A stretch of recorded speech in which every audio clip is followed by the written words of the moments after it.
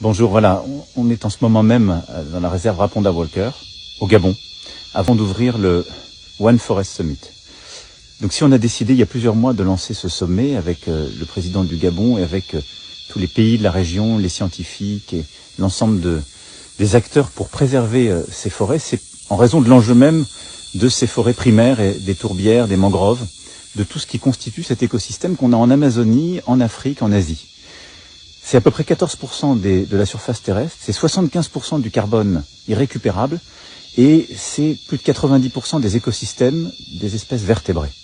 Donc c'est à la fois un trésor de biodiversité et en même temps une chance extraordinaire parce que ça capte énormément de CO2 en même temps que cela permet d'équilibrer les systèmes hydrologiques et une bonne partie de notre atmosphère.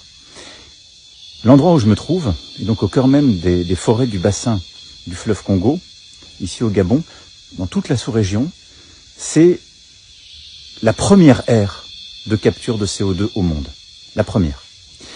Et je veux saluer ici les efforts qui ont été faits ces dernières années par le Gabon, qui a su préserver sa forêt primaire, qui a fait un travail formidable. On était avec le ministre à l'instant des forêts et de l'environnement, qui a piloté ses équipes avec le président. Et ici, on a su préserver, beaucoup plus qu'ailleurs, ces forêts et le rôle qui est le leur. Ce qui fait qu'aujourd'hui, cette forêt primaire du Gabon, eh bien, elle capture l'équivalent d'un tiers des émissions de la France chaque année.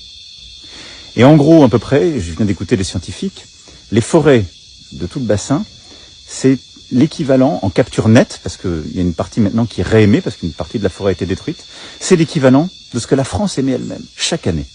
Donc on voit bien qu'on a ici